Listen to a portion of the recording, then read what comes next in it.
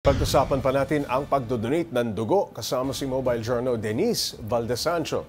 Kada isang tao na pwedeng mag-donate ng kanyang dugo, anong average ba ang nakukuha sa kanya? Paps, syempre linawin natin, paalala nila, patuloy nilang paalala, kung gusto mong maging blood donor, you have to be healthy. And a healthy individual, pwede kang mag-donate ng dugo every three times a year. That's the maximum. May ilan nagsasabi every 3 months, but according dun sa eksperto na nakausap natin, 3 times a year, meron yan yung mga yearly talaga nagdo-donate. But again, you have to be healthy. Yung mga paalala natin kanina, you have to be 60 to 65 years old. Syempre, yung mga may sakit, you have to be a healthy individual. Pero yung iba nagtatanong, what if may hypertension? What if may ganito? You have to be on a normal state. Pwede naman. Pero again, enough sleep, a lot of fluid, no alcohol, and you can donate. And we are encouraged to donate, Pops. Okay. Denise, yung ospital na nagpasaklolo dahil bumaba ang blood supply, kamusta na sila ngayon? Pops, they're okay now. According to the expert from Red Cross, kasi nga Red Cross, syempre, ang unang takbuhan kapag na kulangan ng supply at hindi naman sila na uubusan ng supply. Dahil everyday may mga blood donation drives tayo, nag-reach out, pero nung nagkaroon nga ng crisis dun sa hospital na ito, nabigyan naman agad, marami naman agad na nag-donate na donors. So naagapan naman. At again, paalala ng Red Cross, tulong-tulong naman tayo. No?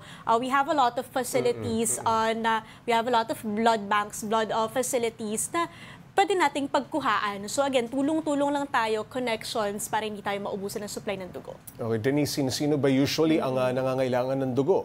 Ayan, Paps, syempre, unang-una yung mga naa-aksidente, yung mga talagang sobrang biglaan, yung pagkawala ng dugo.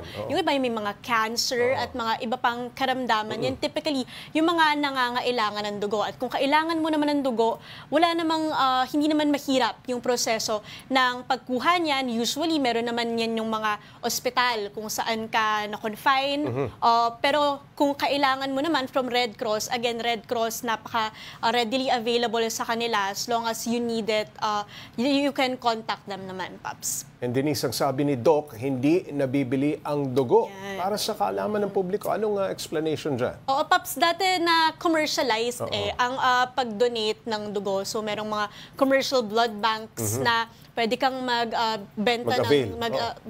magbenta ng dugo mo. Pero ngayon, pinagbawal na siya ni DOH kasi nga, ang pagdodonate ng dugo, that's supposed to be voluntary. Sa ibang bansa nga, Paps, required siya. Kailangan mong makapag-donate ng dugo. Pero dito sa Pilipinas, they made it voluntary. Kaya again, hinihikayat siya. At hindi rin pwede, Paps, no? Paalala ng eksperto from Red Cross, kung may kakilala ka na magdodonate ng dugo, tapos maghahanap ng kapalit, o kaya kailangan ng dugo, tapos magsasabi na may kapalit. Hindi rin pwede yung mga ganun. So again, everything is voluntary. Talagang nandito tayo sa act of being selfless and voluntarism, Paps J. Okay, Denise, sakaling yung pasyente ay may kasamang magdodonate ng dugo, magkano pa rin ang average na need na bayaran?